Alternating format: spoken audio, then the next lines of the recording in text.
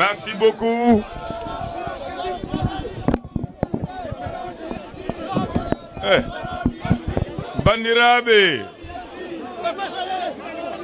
Bandiraɓe département de Matam. Bandiraɓe département de Matam. Monsieur le maire, commune de Ogo, Monsieur Amadou Aboukandi Bergaman. Monsieur le maire de Ogo et l'ensemble des délégations composées des responsables et des ministres qui font partie de la commune de Ogo. Allah jarama on jarama. Monsieur le maire de la commune de Ourossogui. Monsieur le maire de la commune de Ourossogui, Moussa Bokar Cham, l'ensemble des responsables, Wonbe délégation de la commune de Ourossogui. Merci beaucoup, agent judiciaire de l'État. L'ensemble et le maire de la commune de Matam, Mamadou Mori Diaw, et délégation Fofdiaro et commune de Matam. Merci beaucoup, Mamadou Mori. L'ensemble de délégation commune de Matam. Les jeunes. Bandirabe, la commune de Nabadji. La commune de Nabadji. Abdoulaye Salissal, ministre conseiller. Merci pour votre engagement et détermination. Merci beaucoup. Je vous félicite maintenant parce que vous avez déjà gagné. Inch'Allah. L'ensemble des communes de Ngidjilon, en commençant le doyen des maires, Monsieur le ministre Sada Ndiaye qui est là parmi vous, à Djarama. Bandirabe, kala ko min Ngidjilon Djarama, Ngidjilon non ko wuro nenen. Bandirabe Bafal Ndiamdi, Monsieur le maire, la commune de Bokidjawe, Kalilou Djedi Wagedi Bafal Ndiamdi, merci. Bandirabe, commune de Bokidjawe. Bandirabe commune de Bokidjawe. Golle mon pewi. Moji fewi rewi lawol. Merci beaucoup, monsieur le maire, Anne et les directeurs généraux Wonbe Sarama, en commençant par notre jeune frère Aliou Ousmane Sall, directeur général mon état civil,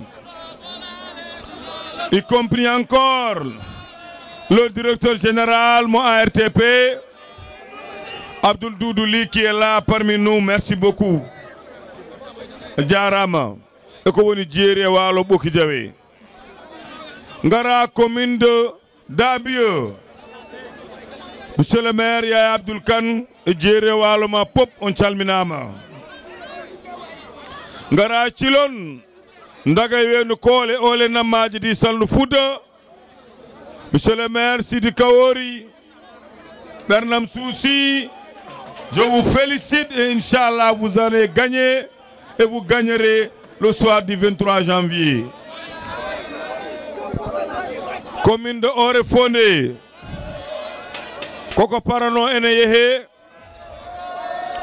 Bembadi min informé, Maïdo Outama France, Artirama Dakar, Hande Subaka Ubarhe, 11h min bi yadani non, Maïdo koy Maïdo men. Koy men jeya hawrde ladial France artire hoore fonde ubbe hande min ngara don min mbaɗa mitin yadani hen ɗum noon hoore fonnaɓe ngandon ko ɗum woni blocage te so Allah jaɓi sen gayni joni mamin jaaton duwaw yettinde duwaw amen inchallah mais bandiraɓe commune des Agnam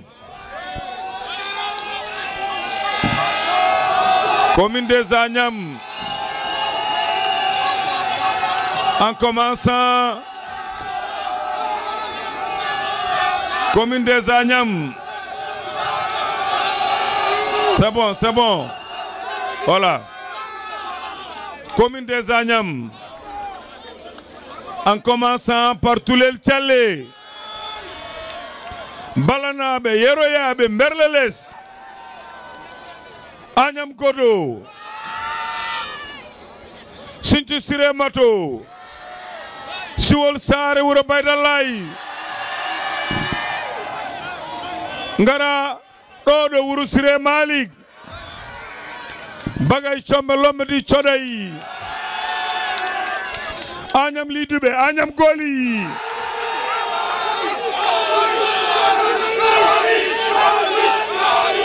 paya Njafaan beeli cindi Njafaan Sorokum Sinthiou Boumak Silla worgo kangal njaha merle beele e amoji mum paya ndusuji bandiraɓe commune Agnam on jarama mais non ndusuji ok bandiraɓe d'abord Agnam naɓe jinmi ko jetton Allah jetton président de la république Macky Sall kono jette département Matam responsable uji ɓeɗo jooɗiɓe ɓeɗo ala ko ɓe keddi commune ogo maire et les responsables Wourossogui Matam Nabbaji Guijilon Ɓoki Diawe Daabi e Cilon Ore Fonde Allah jarama on jarama ɗum ɗo ko teddungal koye combat gonɗen en kaldi en nandiri goto mon fof no jogui temedere programme woppiri ɗum saabu ballodiren goto fof ko complémentaire keddiɗo neɗɗo wonko jeeɗa e hoorema kono wonko bande en jeeyma mbaɗɗen groupe goto konngol gotol haala gota ɗum ko teddungal Allah jarama on jarama kala ɗo jarannomi banggue teddungal aduna on ɓeydi kam kala ko ñamlodirnoɗen on joɓi ha on ñamli par ce que teddungal dasetake rondete wona jawdi mbimi wona jawdi woni politique ene walla noon keɗe seeɗa les jeunes c'est bon les jeunes mbimi c'est bon merci les jeunes Allah jarama on jarama teddungal dasatake rondete keɗoɗe seeɗa les jeunes il faut écouter bandiraɓe département Matam nani ɓeɗo woni ɓe Macky Sall suɓi woni candidat ji muɗumen commune Matam wona Mamadou Mori wi ko min woni candidat ko Macky Sall wi ko an woni candidat am commune Ogo wona Bergaman wi kañum woni candidat Macky Sall wi ko an woni candidat am Moussa Bocar Thiam Wourossogui Macky Sall wi ko an woni candidat am Abdoulaye Sall Salmo Nabbaji Macky Sall wi ko an woni candidat am Sada Ndiaye mo Guijilon Macky Sall wi ko an woni candidat am Kalilou Dieydi Wague mo Boka Diawe Macky Sall wi ko an woni candidat am Yaya Abdoul Kane mo Dabiyo Macky Sall wi ko an woni candidat am Monsieur Sidi Kawori Dia to Cilon Macky Sall wi ko an woni candidat am Amadou Adama Ba Di Amadou Yaro Macky Sall wi ko an woni candidat am Farba Ngom Macky Sall wi ko an woni candidat am ndeke noon ɗo woni les 10 communes so commune aji sappo ɗi mbaɗama candidat alay sago jogoɗen conseil départemental président de la république suɓi wi Benno Bokk Yakar candidat am ko Amadou Djibril Diallo. Bandiraɓe Matam naɓe on jarama min de so Allah mbawmi yobdon tan ko bonande kono teddungal kam on teddini sabu aɗa wonda yimɓe ko Allah waɗanma teddungal ngal ko mbatta hen guite ɗo kala garɗo ɗo ene jaaɓi ene wela ɗum minnene paame ko suuɗi e ko feeñi kala combat ƴettuɗon enen jaadata aujourd'hui noon et aussi demain ça ne change pas. Je ne changerai jamais de position. Impossible dans ma vie. Je ne changerai jamais de position, quel que soit. Je ne changerai jamais de position. On a un genre. Moi, j'assume ce que j'ai fait. Mon choix politique, verrai comme Macky Sall. Mon combat politique, verrai comme Macky Sall. Tout le choix du président, je le défendrai. Quelle que soit sa demande, mon sang, je le défendrai. Non, on jarama. Njobdi teddungal ko teddungal. Njobdi yidde ko yidde. Te so Allah jabi les jeunes. So Allah jabi inchallah. Enen ñaagi Allah jomiraɗo joom baɗe bawɗe. Ya barki Ceerno ma Jakate Ka. ɗo min mbaɗata ziyara Ceerno ma Jakate ya barki Ceerno Tidiani Ly to Wursire min ñaaguima kala maire garɗo ɗo yo Allah rokkon onon fof jottade e jappere kuccodiren te Allah ne wawi won noon Macky Sall mi haalanma combat politique woto neɗɗo tampinorum ko malaɗo wune Macky Sall ko malaɗo wune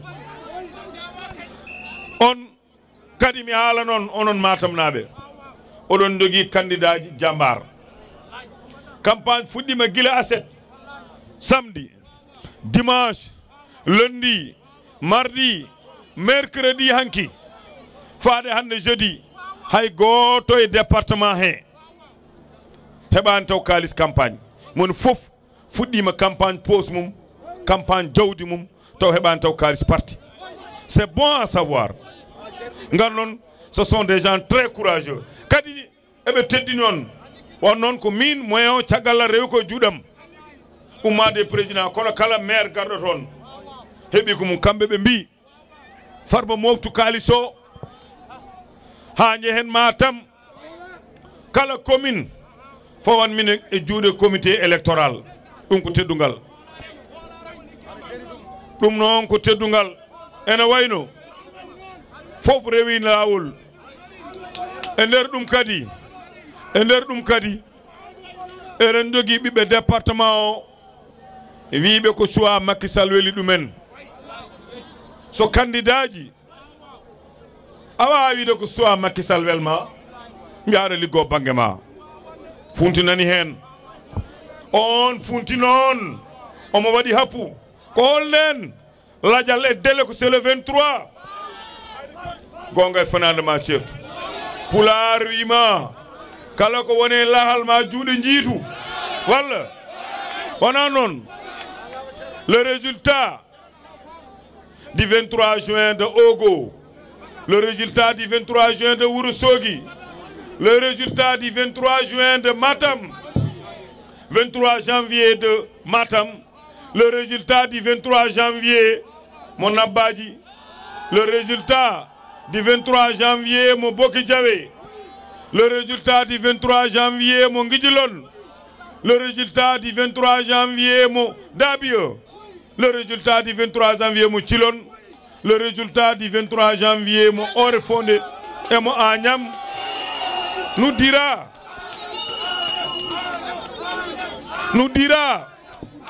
ceux qui sont pour ou ceux qui ne sont pas pour. L'histoire nous le dira. L'histoire nous dira ceux qui sont pour ou ceux qui ne sont pas pour. Les urnes ne mentent pas. Impossible. Il nous dit politique, élection, cartel. Jamais fenera. L'issue du parallèle mbimi. Min ngumi jonu ko cilon. Yalla nibe. Bi bamen elimano. Candidature mako. Comment? Omo yade mabil. Jahowel tan goram koko dabrami anda koko yolla. Fo gasi. Or fondé. Le choix du président a été bien apprécié par nos responsables. Adja Djoumou Ndiayen, Habi Ndiayen, y compris Amandawen, Adi Gadjoen, Aliou Lawen et notre jeune très engagé à nos côtés. Être jeune, être loyal, être dynamique, c'est trois choses différentes. Abdoul Djibi Ndiaye, merci pour ton courage. Mais on verra. Njaha Djeri Orefone Lumbal Balaji Ngor wuro jarani wadde campagne ɓe mbaɗi choix maɓɓe ɓe gayni te kamɓe goni arbiɗe commune Orefone arbiɗo ko Lumbal Balaji soɓe cifli rek golle gasat kadi ne diaspora maɓɓe wonɓe Gabon partout mbaɗi choix ko Macky Sall Paya Djorbivol pêcheur Djorbo les stations Felu Ngara Djogel et Balaji Djogel Djere Djogel Walo Paya Chaski Wadi déjà choisir Djere Walo mon Bandirabe Danama Kobe choix mon yo l'air woni do ko Macky Sall département tourne men gasi hande gor fo yo heddo commune mum liggoɗen ha feewa eɗen mbaɗi programme meeting le 19 so Allah jaɓi ɗum ne kadi mi haala noon Bosoyaɓe Agnamnaɓe département Matam wi meeting le 19 so Allah jaɓi ko ɗo watte stade Wourossiré ɗum noon Allah jarama ɓe jarama ha joni ɓe ñamla teddugal merci beaucoup kono noon ha yesso ko lawol ma on gandu enen ndendi combat ko suuɗi enen ndendar combat ko feeñi impossible heddi noon ɗo jarani haalde Agnam mi wiyani ala candidat mi wiyani ala jogiɗo ambition kono ɓen gona habdiɓe min cohlunomi ko wonɓe caggal mabɓe ɓe garay terewo nden ɓuranno welde eyyi awa wadde jawdi jalande ko welma c'est pas possible mbaɗa wadde welma koye taw ko poosma an jeeyi ɓen cohlunomi ɗo lamba ka yowɗo guila 7 heures Agnamnaɓe nani ɓeɗo goni arbitre haji ɗi sa ari hande a yeehi Tulel Thialé tous les bureaux de vote inchallah amoji mabɓe Djere Walo gagneront massivement Njaha Agnam Godo nous gagnerons massivement Sinthiou Siré Agnam Siol 3000 et quelques inscrits nous gagnerons massivement il n'y a pas de commentaire Wourossiré 4 bureaux de vote nous les gagnerons l'histoire politique de cette commune point ngaji markadi Agnam Coɗay ko témoin Coɗay e Coɗaynaɓe Agnam Coɗay e Coɗaynaɓe vous avez toujours arbitré et gagné pour Macky Sall vous avez toujours appuyé l'escorte du président massivement et l'escorte significatif merci de votre engagement merci les cadres qui sont là Ebe Kewi Abdoulaye Sy Grand Mamadou Siley Diaw et d'autres qui sont là merci de votre engagement votre niveau intellectuel de haut niveau mais d'accepter d'accompagner le président et de travailler avec moi-même. Merci beaucoup. Mais yeti aussi Ngara Paya Agnam Lidouɓe non seeɗo wona kartal gotal jaha Gole Sare Hamdou Baba onon gonno les arbitres en 2009 Vous avez joué le jeu. Ummadadon paya merle bele. Et amoji mudumen. On gagne et nous gagnerons, Inch'Allah. Bureau de vote goto. So be gagnima dum e kawi. Bureau de vote goto. Inch'Allah. Paya dande mayo. Njofan beli cindi. Presque 100%. Presque. Njofan Sorokum. Presque 100%. Sinthiou Boumak. Presque 100%. Silla Worgo. Ngon Wuro Wanno présidentiel. 100%. Un bureau de vote. Même ceux qui siègent que l'État a choisi, ils ont choisi le candidat Macky Sall. 100%. Ndeke non do ala adversaire won candidat goto candidat ji gile élection fuɗɗi ari ko 5h jammangi 5h du matin gelo ngal oɗon gandi on mi haalata no hay oto ko luɓaɗo goppe haala woto mbiyewrel gore o aranotan min luɓamo so wallahi so arino min luɓamo oto billahi je te jure min luɓamo oto feewi walla mi luɓamo L200 mi luɓamo wulloɓe mi luɓamo L200 mi luɓamo wulloɓe walla mi hokkamo Ablaye no mbiɗa ni au lieu mi luɓamo Allah nandi so ari mi hokkamo oto mi luɓamo wulloɓe donc bandiraɓe gagnant waɗi ha gasi heddi noon département Matam tourné men gasi goto men fof yo continue liggade Allah newna ndam le 19 so Allah jaɓi mbaɗen meeting mawɗo wona direct télévision ngaji 2STV et TFM aduna fof yeeɓa diaspora men yeeɓa paame wallude Macky Sall bandiraɓe konngol gotol kalantumi on fuutankoɓe wona Agnam tan laamu wonin ɗo ko wona hande kono laamu wonde ɗo watta hakkille e fuutankoɓe fewna taliji men fewna danamaye men jokkiranen courant men mare laamuji ngalan ɗo hol emploi des jeunes holne ganduɗen ɗum laamu Macky Sall ndeke noon wora e goto funtu on ngara mbiya aɗa waɗa politique aɗa waɗa podoje ko jibinaɗa e joni ko a meeɗa andude 100 millions timmuɗo mbiya aɗa jogui projet 30 milliards c'est grave ça e ɗum ɗo kadi kala ko neɗɗo ne haala so gayni mamin mbaɗ huissier min mbaɗa constaté so wotama gasi mamin mbaɗoy ɗum au niveau du procureur mamin mbaɗ toon déposé beele ɓe ganda koɓe kalata beele ɓe ganda koɓe kalata 30 milliards projet 30 milliards c'est quoi 1 milliard milliard Ablaye Sall c'est pas facile c'est pas de la blague ça 1000 millions c'est pas de la blague mais Allah ne andi oɗon paami te oɗon jima Allah ne andi Farba ne andi kelle paɓat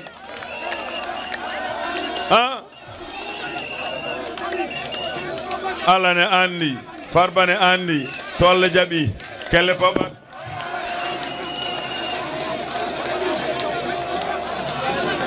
bon on remercie encore dans le département nos sœurs l'honorable député Koumba Hamidou Dème qui est là avec nous au conseil des collectivités territoriales Adja Binta Sow mais député en même temps sénatrice Aminata Mamoudou Kane qui est là et encore l'ensemble des braves dames de la commune de Oréfondé Hawa Diallo du Koumayel Aminata Bada Wuromolo Bodiore Njim Abi Eliman Somilimi mi Djoumat Habiba donc j'en ai que des sœurs ko bandiraɓe am rewɓe meeɓe gondumi ɗo politique e diwan Bosoya somi dawi ɓe dawa somi joftiɓe jofta jofiɗomi gorko ɓe taƴa feɗendu mum taw koɓe rewɓe merci beaucoup Allah jarama on jarama wasarano mo jejjinmi kono wota hay goto yawi Farba limti kaari en yejjiti kam par ce que ko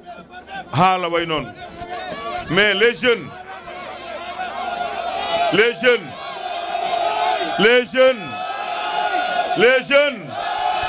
cuute juuɗe mon mi yiya mi yiyani cuute mi yiya cuute juuɗe mon hol mbimi question goto mbaɗɗon suwa ko Benno Bokk Yaakaar wiwma ki